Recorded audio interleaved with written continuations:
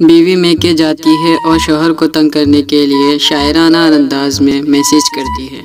मेरी मोहब्बत को अपने दिल में ढूंढ लेना, मेरी मोहब्बत को अपने दिल में ढूंढ लेना, और हाँ, आटे को अच्छी तरह गूंद लेना।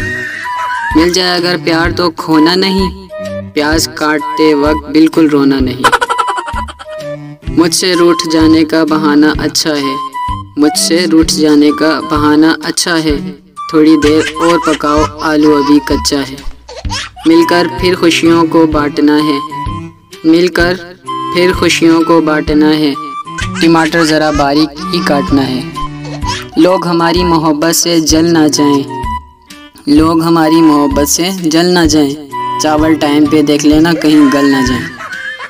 कैसी लगी हमारी गज़ल बता देना, नमक कम लगे तो और मिला लेना। बेगम को रिप्लाई शौहर का तड़का जवाब, तुम्हारी यही अदा तो दिल को भा गई, तुम्हारी यही अदा तो दिल को भा गई, तुम्हारे जाते ही पड़ोसन खाना पकाने आ गई।